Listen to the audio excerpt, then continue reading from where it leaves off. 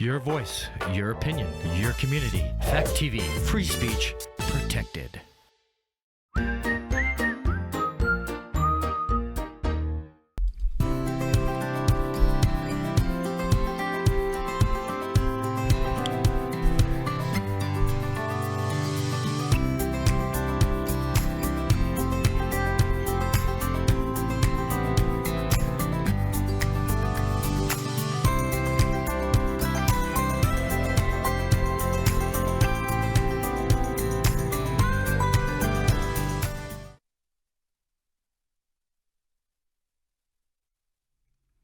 Hello, welcome to The Long Road. I'm your host, Kris Roberts. And what we're going to do is we're going to talk about 6 million people. 6 million people have come across the border in the United States since President Biden took office. We're talking about people coming across the southern border, coming across through the Atlantic Ocean, Pacific Ocean, even more coming across the northern border. But the first thing we're going to do is we're going to talk about how you really have to be careful about what is said, and then you have to ask yourself, why is it people saying this? Are people making money off what they're telling you? Because if you're being honest and you can't get anybody to advertise on your radio or TV station, it doesn't matter how honest you are. You are not going to stay in business. Like, give me an example of how not paying attention. Well, I come up Main Street and I go by Cumberland Farms. Today, a gallon of gas at Cumberland Farms is $3.77 a gallon. But Cumberland Farms says, hey, use our card where we can keep track of all the purchases that you make, and then we can modify our ads so you'll continue to buy more. Well, so you take 10 cents off that Cumberland Farms, and now you have you're getting a great deal, or you think you're getting a great deal, because you only have to pay $3.67 a gallon. Okay? Well, you go up a little bit more, you go around the circle, and you go to West Street. Oh. And I go and see there's a gas station at $3.62. 5 cents better than the deal.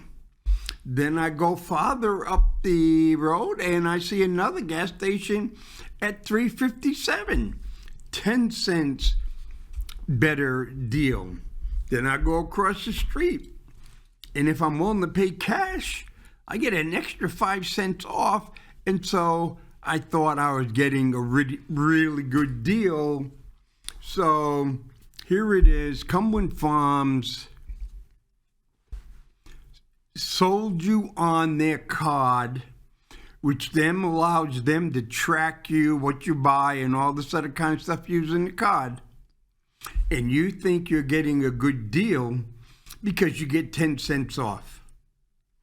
So not only does Cumberland Farms profit by getting you to buy, but hey, they're jacking up the price.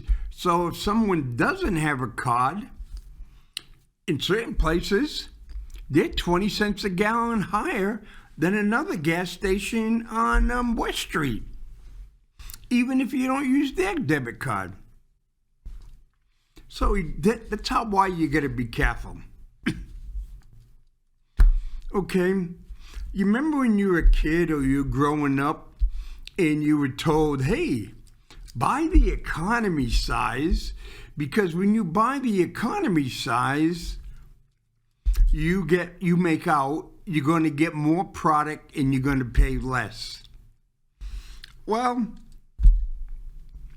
next time you go to Walmart or Hannaford's or one of the stores, double check that little unit price.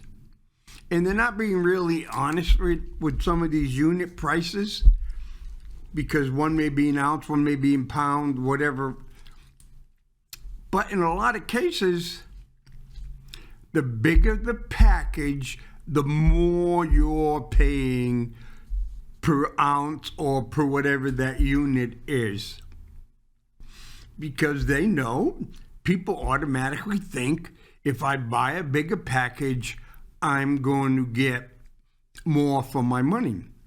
In some cases you do, but in more and more cases, you don't.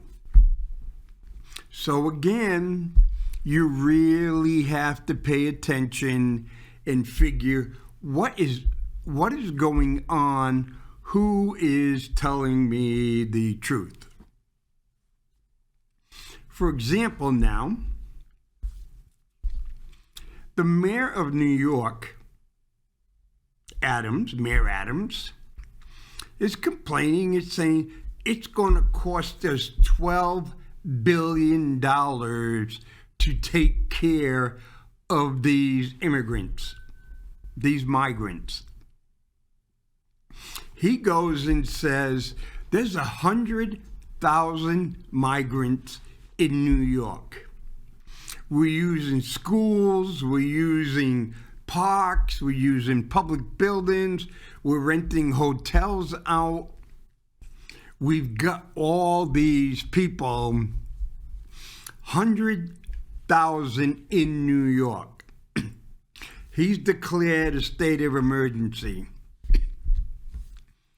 The governor of Massachusetts declared a state of emergency, saying they have over 20,000 migrants in the state of Massachusetts.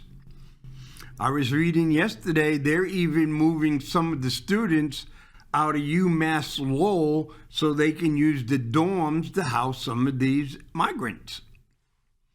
Well, Massachusetts, in a way, has a right to shelter, basically, which says, hey, I don't have any place to live, in the state or the town where I'm in has to find me a place, whether it's a hotel or whatever. New York has a right to shelter. And you go on and go on and you go, hey. So, for example, you go 100,000, then you read this by CBS News, updated on August 2nd, 2023. Migrant crisis in New York worsens as asylum seekers are forced to sleep on the sidewalk. In Midtown Manhattan, asylum seekers are sleeping on the sidewalk outside the Roosevelt Hotel, which is now a migrant processing center for city shelters. Adrian Daniel Jose is among the dozen of people waiting to get services, leaving his wife and 3 kids in Venezuela. The 36-year-old said the journey to the United States was dangerous. He said he was robbed in Mexico, forcing him to cross the border with just the clothes in his back and a pair of taped together glasses.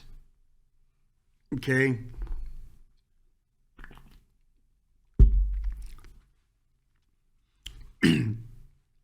That is pretty descriptive, trying to say, well, this guy did really hardship. He was robbed, he was stolen, came here with just the clothes on his back. You know, that's almost like one of those pull me up from my bootstrap type of essays that were written in the 1920s and 1930s to really go, hey, The Americans come to America. Was an immigrant. I came with nothing, and I'm going to grow up and go. New York City Mayor Adams said Monday, the crisis from this moment on is downhill. There's no more room. Since last spring, more than 95,000 migrants have arrived in New York, according to the mayor's office. To reduce the chaos, Adams and the mayors of Chicago and Denver are asking the Biden administration to expedite work permits for migrants coming to their city. Then it goes in, thousands have been bused from Texas to cities across the country as part of Texas Republican Governor Greg Abbott's controversial Operation Lone Star. According to Houston Chronicle, Texas troopers have been detaining fathers traveling their family while children and mothers are turned over Border Patrol. This move is reminiscent of the Trump administrative policy that separated some families. Back in New York City, Russia's Natalia, and I can't pronounce the name, are seeking political assignment. They arrived in Mexico after months of waiting across the United States and arrived in Texas on Tuesday.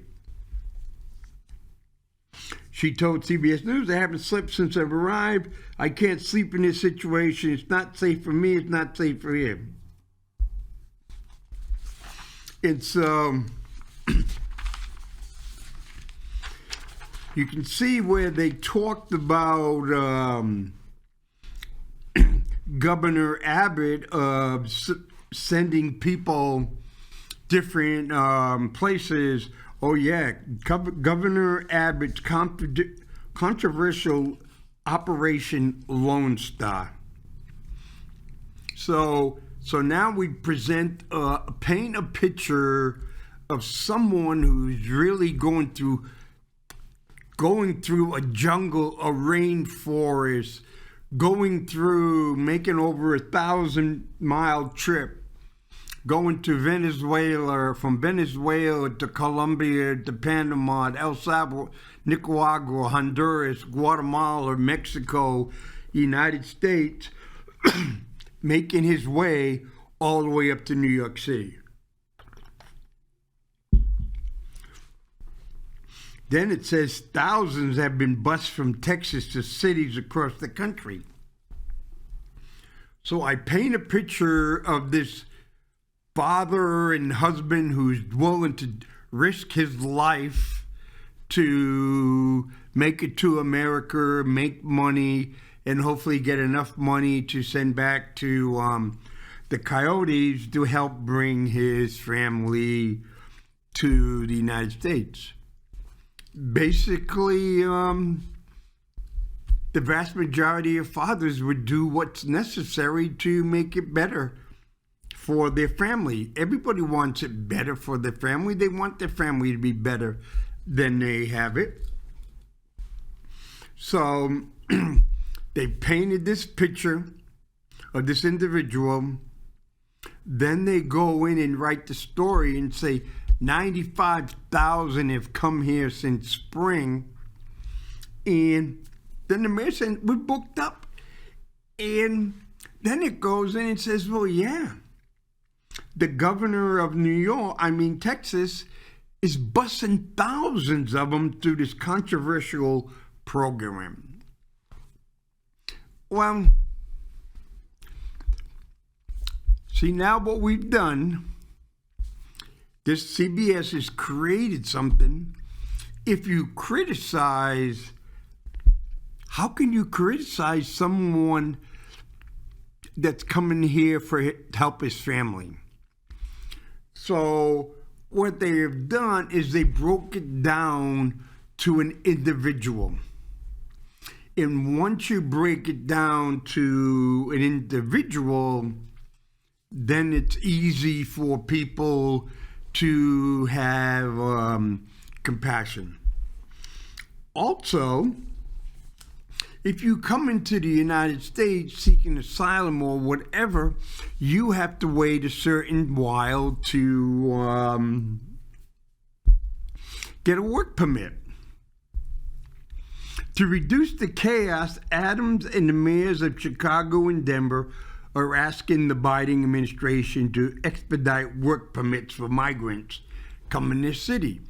The governor of Massachusetts said the same thing. Okay, and like I said, and then what they did with Nadia is from Russia, political asylum, and so then you can tie Nadia coming from that brutal dictatorship of Putin, who violently attacked Ukraine, and basically over 250,000 people from both sides have been killed or wounded. Those are reported numbers. It's now you got a Venezuelan, you have a Russian. Okay, the person from Venezuela is a really socialist, anti-American government who have some military ties between Russia and Venezuela, and Russia has been bringing some warships and some aircraft into Venezuela over the past couple of years.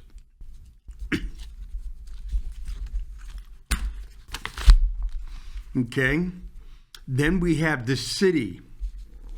It was published yesterday, August 29th. Uncertainty for migrants as 60-day deadline to leave shelter looms.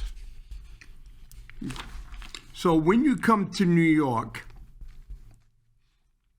you get 60 days.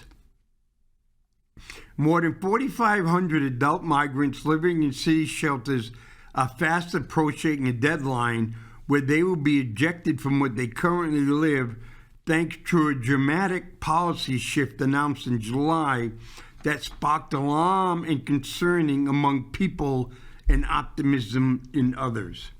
At a Brooklyn shelter, a converted commercial space, at least 533 residents have received the 60-day warning notices. The notices highlight cutoff dates beginning in late September, instructed shelter residents to go to Roosevelt Hotel, the city's major intake, for newly arrived asylum seekers to apply for another housing assistance option, which includes faith or community-based organizations or placed in a hotel in upstate New York. So the governor goes, or the mayor says, okay, you've been here for 60 days, we'll get your notice, you're out of here in 60 days. But, so now we go in and say, hey, look at that. Uncertainty for migrants as 60-day deadline to leave shelter. And so people would go, wow, man, we're just going to throw these. We're talking basically, most of these basically are adult males. They've been there for 60 days. They'll be there 60 days and they'll go. But go back to the Roosevelt and we'll take care of you, and your 60 days will start all over again. Okay? There may be like Catholic charities, Lutheran charities, which are getting paid to take care of the migrants. So they may come and give you some room, a place to stay, or community base, some of the cities or whatever. Or the little thing at the end, placement in a hotel in upstate New York. So upper state New York and other places said, hey, New York City, it's your problem that you guaranteed everybody a place to stay, even if they don't have any money at city expense. It's not ours. And there's been some court challenges and things like that. But what the city of New York is doing now is saying, hey, Best Western, Motel 8, hey, can you give me 10 rooms? I'll pay you the highest rate that's allowable, and you're guaranteed those rooms will be filled for the next 60 days. Hey, it's that time of the year where if you go on hotel.com and say, wow, normally this room is $240, but after Labor Day it'll be $1.10, $110. And so I own a motel. If I can get the $240 rate for 60 days in my slow period, I'm going to take it. Also, what snuck in here, it says at the late part of September, because you want to make sure none of this interferes with the Labor Day holiday weekend, interferes with colleges starting and parents and grandparents renting rooms. Okay, the migrants at the Jefferson Avenue shelters who spoke with the city shared the notices that relieved the New York City letterhead and said they don't know what to do next. It will be chaos, said Marquez, speaking in Spanish outside the shelter on a recent avenue. The 25-year-old migrant from Venezuela says he suffers from scoliosis. It makes it hard for him to work more than a few hours a day and difficult for him to save enough money to rent a place of his own. It's going to get ugly. Well, but then again, they try to paint a picture of this 25-year-old migrant from Venezuela who suffers from scoliosis, which makes it hard for him to work more than a few hours a day and difficult to save him for money. But the mayor and other ones want people to get work permits so they can work. Other part is, where are you going to find a place in New York City or around New York City? And this individual is quite remarkable to make it from Venezuela to New York City with scoliosis. So it's a curvature in the back. And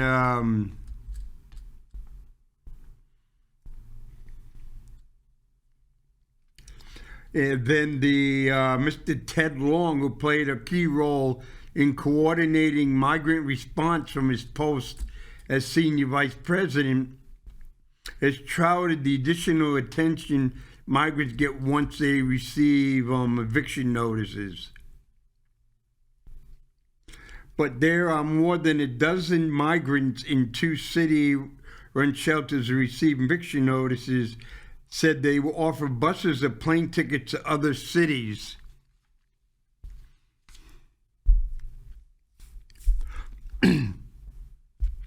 Nada, said 44-woman Barritos, who said he is recently hospitalized and was told he needs a gallbladder operation, but is delaying it while his housing's up in the air. I have no idea what I'm going to do. I just keep thinking about the winter. I don't know if they're going to wait until people end up in the streets.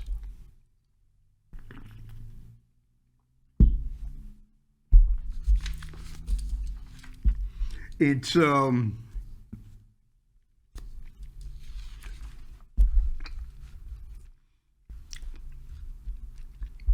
over at 28, also from Venezuela.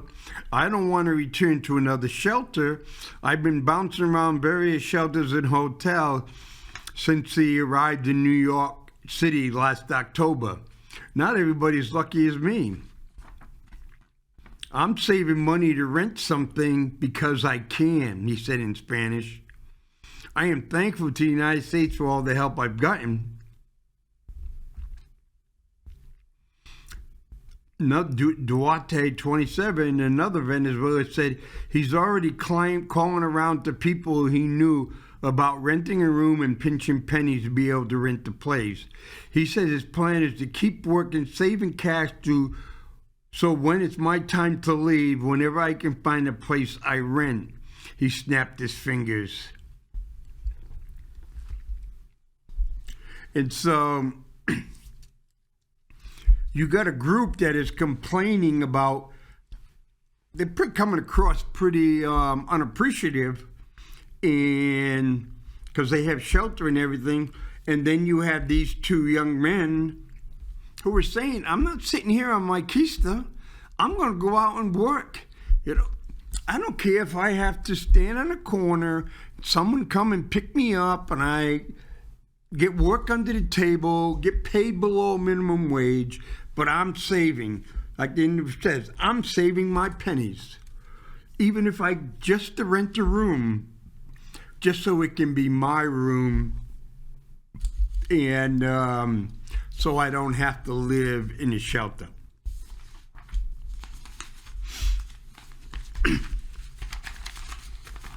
And so that's a part. And when you go in, you go, look, people are complaining.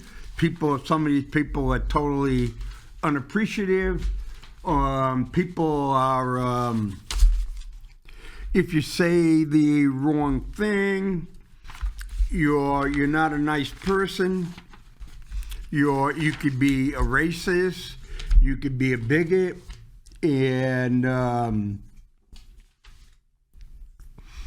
so we're not that.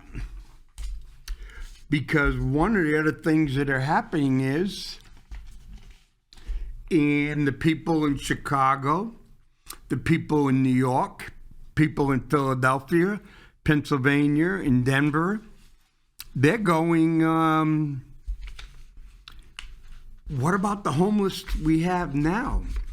In certain cases, they're not paying attention to the homeless that we have now to find the rooms.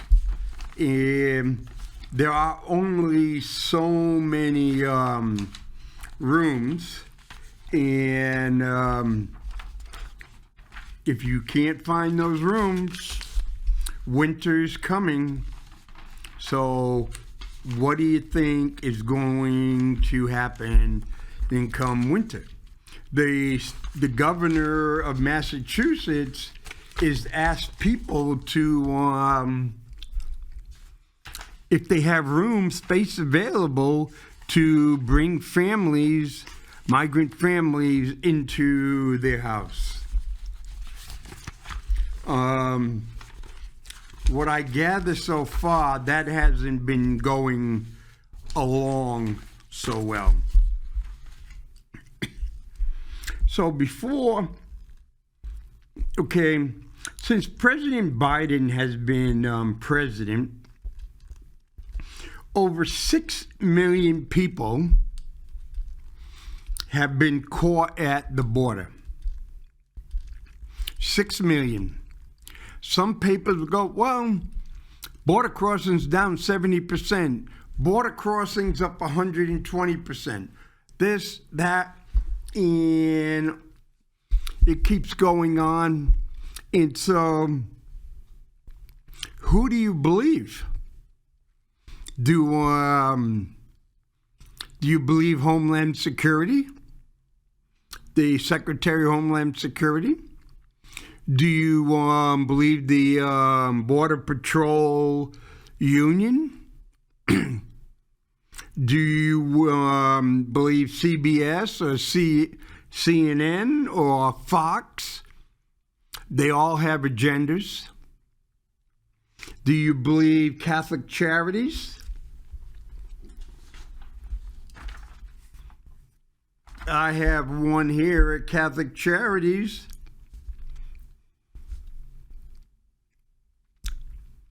And Catholic Charities calls them refugees. A refugee is a person who is unable to return to his or her country of origin because of a well-founded fear of persecution based on race, religion, nationality, political opinion, or membership in a political social group.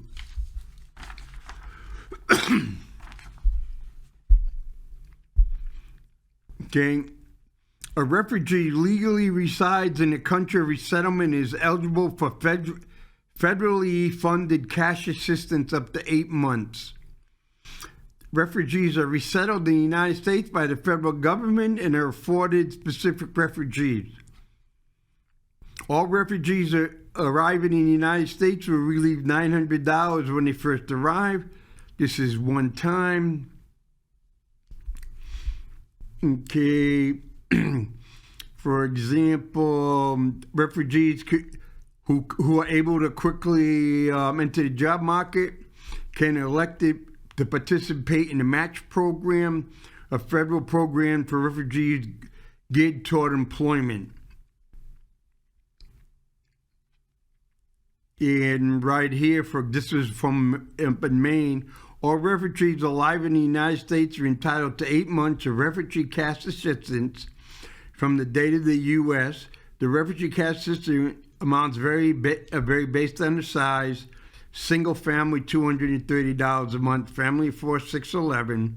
If the family qualifies for temporary assistance welfare offered by the Maine Department of Health and Human Services, they will not receive the RAC funds, but will immediately begin receiving TANF funds, which provide the same amount of funds as outlined above.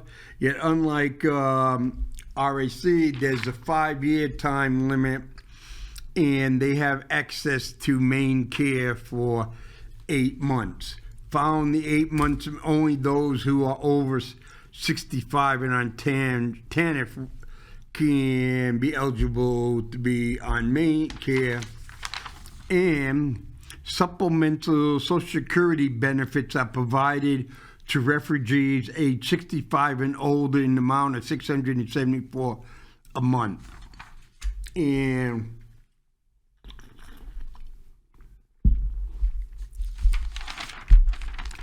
so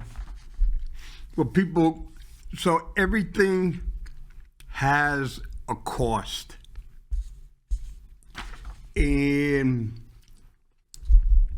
so, for example, I think Portland has a lot of Ethiopians and Sudan, ones from Sudan. And of course, if you're coming over in your family and you can't have a job, you're going to qualify for welfare. And so why go through Catholic Charities and get paid for 8 months when you can go on welfare for up to 5 years, and then you could get basically Medicare treatment for up to the 5 years that you're on. And this is the one that surprised me, was that if you're a refugee and you come to the United States and you're 65 years old, you can get supplemental Social Security benefits from Social Security. So basically, you can have someone who's never ever paid a single penny in the Social Security can come over and start getting Social Security, supplemental Social Security benefits. Okay, when we're talking about the governor of Texas shipping out refugees, migrants, illegals, immigrants, whatever your term wants to be, okay, it makes it kind of, wow, he's just shipping out like crazy. 95,000 in New York City. You know how many people that have been bused through Texas, the state of Texas, to New York City? A little less than 10,000. That was in the July numbers. About 140 to Los Angeles. Like 1,700 to Philadelphia. 8,700 in Washington, D.C. Chicago is a little bit more than 2,000. But the total number that came out of this bus was about 22,000. The state of Texas charted 500 bus loads out. Okay? 6 million people were apprehended at the border. Most of them, they were put on buses by the Border Patrol and dropped off into cities inside of Texas. So, say for example, 6 million. Let's, for the sake of argument, only 2 out of every 3 were sent back over the border, which we know that's a ridiculously low number. But if 2 out of 3 that were apprehended were sent back over the border, that means there was 2 million people. 2 million people. Where did these 2 million people go? If the state of Texas put 22,000 on 500 buses, you don't get 22,000 people on 500 buses. Well, if you get big buses, you jam them, you can get it, but they'll be pretty packed. But the security guards on all of them to keep people from going. Okay. But now we talk about, say, 2 million adults.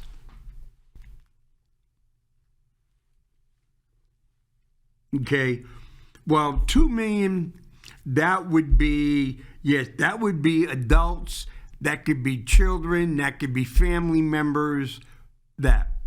But now over to the side, in that same time, over 400,000 single children, unattended children, crossed the border. 400,000 of them crossed the border. Where did those kids go? If you ask the federal government has no idea. The federal government contracts out to businesses to house and educate some of the kids because some of the kids have no family members here. But a lot of the kids are coming across the border and they're disappearing. Where are those children going? We're talking about in New York, we get all these adult males. They don't know what to do. They've been sitting on their butts for 60 days or sitting outside a hotel. Some of them already been arrested for sexually assaulting other people. But what about the 400,000 children. Not much goes, but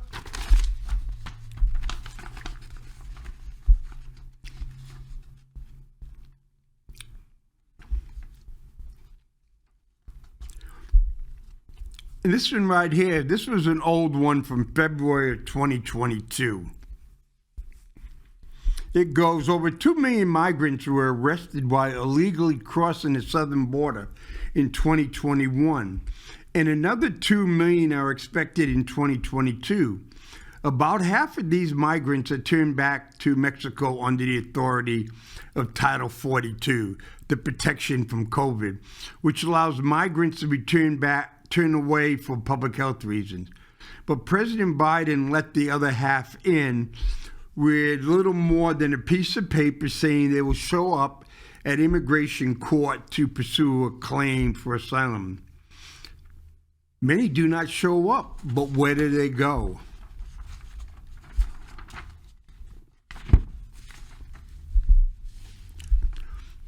Reuters had a profile of one of these migrants last week, and his story sounds typical of most migrants who venture north in search of a better life. Amelia Domingo and her family paid smugglers $10,000 to help her travel out of Guatemala through Mexico and then across the border in Arizona last February. Like most recent immigrants, Amelia immediately surrendered to Border Patrol agents, knowing that under Biden's policies, she would not be returned to Mexico, but would instead be helped on to her final destination, Enterprise, Alabama, where her illegal immigrant sister, Rosa, was waiting for her. Amelia spent about a month in the custody of the Department of Health and Human Services, which is how long it takes for her sister, Rosa, to send HHS documentation showing that Amelia was her sister and that Rosa had a home for her to stay. No effort was made to establish Rosa's citizenship.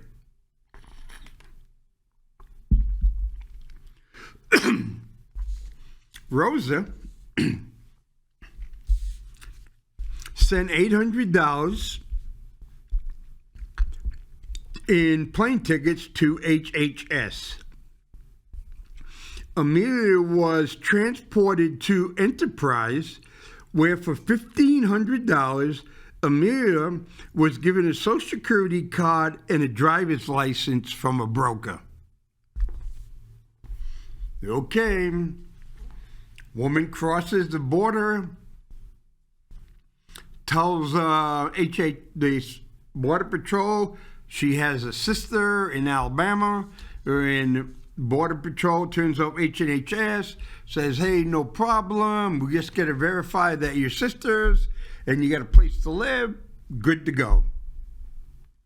Just send us a ticket and plane ticket and we'll put her on the plane and she's on her way. Hey, no problem at all. Rosa has saved up $1,500. So as soon as Amelia gets to Enterprise, she goes in. And then, hey, I'm just in here. I'm from Guatemala, bang, bang, bang. Hey, no problem at all. Here's your new Social Security. Here's a Social Security card. And here's a Alabama driver's license.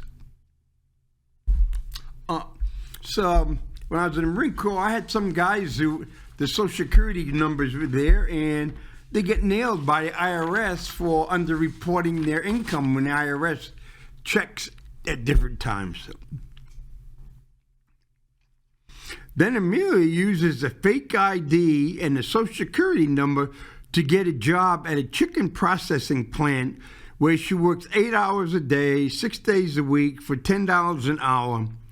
This may not sound like much, but it's more than double what she was earning in Guatemala. Enterprise welcomes us, Amelia's older sister Rosa, who arrived illegally over a decade ago and has 2 children born in the United States. Rosa said, "The jobs are just waiting for us." At some point, 2 social workers did visit Amelia's address to see if she needed help enrolling in school, but the sister said no help was needed. "School isn't for me," Amelia said. "I have debts." No federal immigration officer has made any effort to follow up on Amelia. There are literally hundreds of thousands of Amelia in the United States right now working at food processing plants, washing dishes, and otherwise doing the jobs Americans won't do for an hour. And until we start turning people away at the borders, more will keep coming. Okay? So when you go have your chicken McNuggets or chicken fingers, and you go, "Wow, man, I can get these really cheap," you have chicken processing plants knowingly hiring illegal aliens with false Social Security numbers and false driver's license. And, okay, what you might not have guessed on here, but if you listen to it, Amelia is school age. And what happened, she said, "School isn't for me." She says, "I have debts." Yes. She's going to pay off that $10,000 that she used smugglers that get paid here. So now that chicken processing company is making a lot of profit off the blood, sweat, and tears of these illegals. We as American people don't mind because, what the heck? I like going to McDonald's and getting 5 chicken McNuggets for $2. I like going to another place and getting hot wings for 50 cents because that's where the people are disappearing to.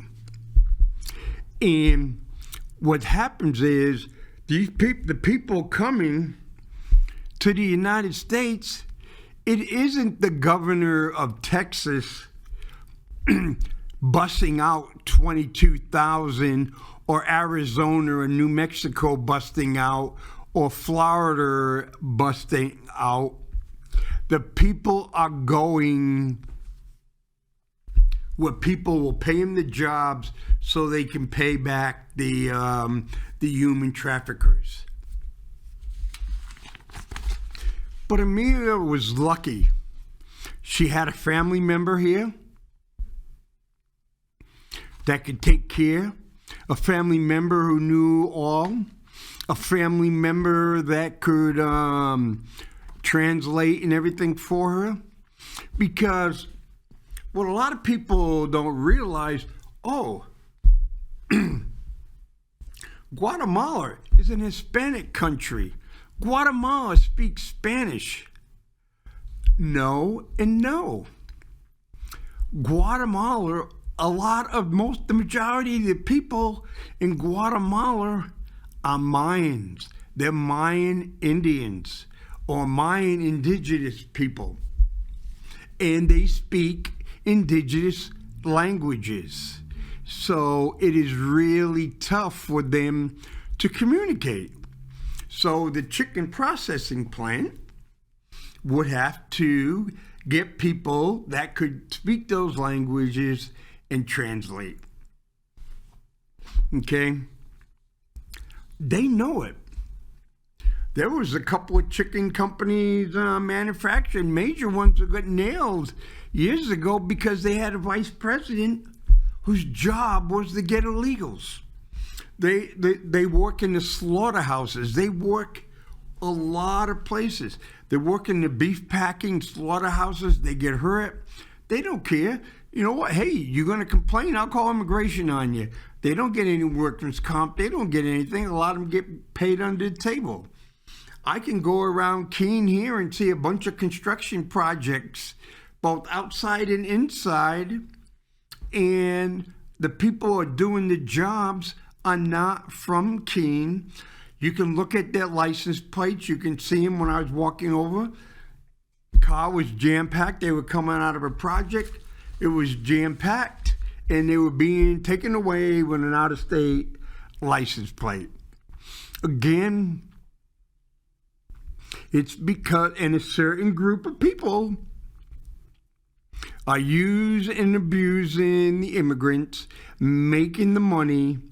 It's no different what we did with the Irish on the railroads, or the Chinese on the railroads, or the French Canadians in the Lowell mills, or the New York shirt factory, the things that we did to immigrants. We have a history of using and abusing and sucking as much value out of immigrants and then throw them away, legal or not. Here's the one here's in Massachusetts where the governor says we got an emergency. Walter was 16 years old when he started working the overnight shift factory in central Massachusetts.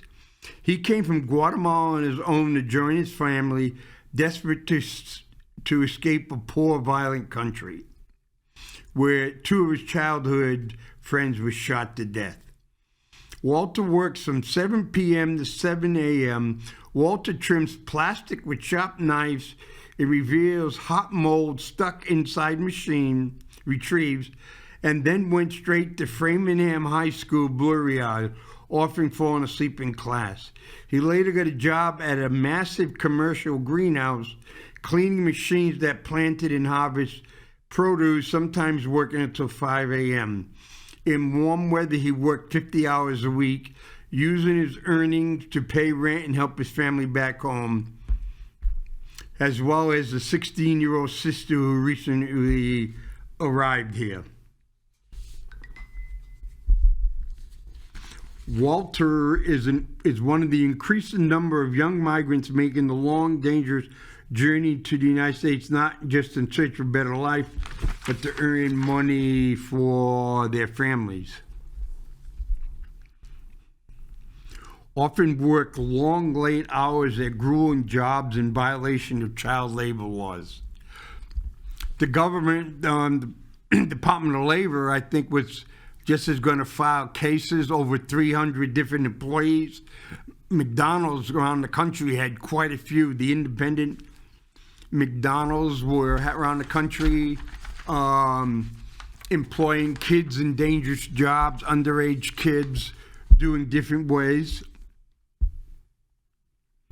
A recent New York Times investigation revealed how widespread the problem has become since the pandemic deepened the depression, funding more children to an overwhelmed U.S. system that has to protect them. The young migrants, many who come from places where child labor is prevalent, are working in construction and slaughterhouse, as well as producing goods for major brands. The New York Times, and they're pretty liberal, almost as liberal as you get. The Times found children packing Cheerios and Cheetos, making auto parts used by General Motors and Ford, and baking dinner rolls sold at Walmart and Target.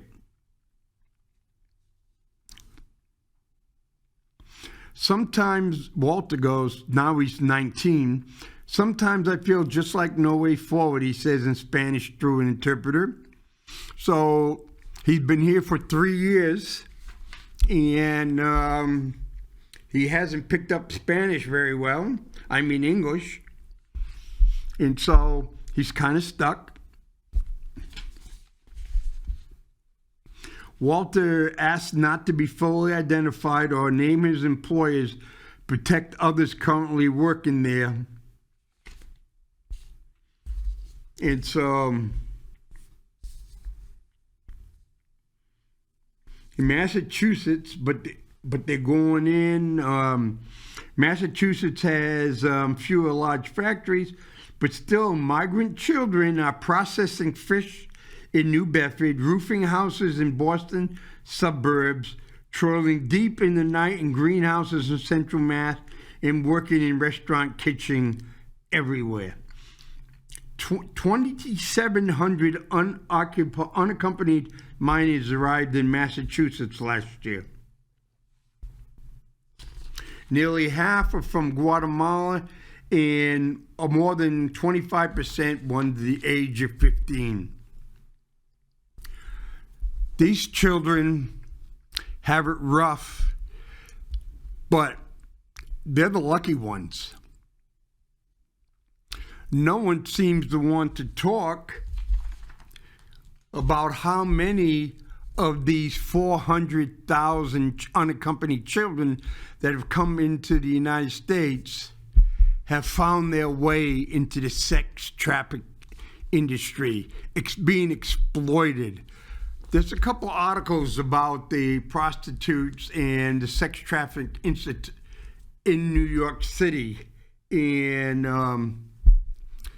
it's horrific. It's tough because people are finding ways to make money off the immigrants, whether it's a business, where it's an NGO, whether it's a government agency. People are making money off these.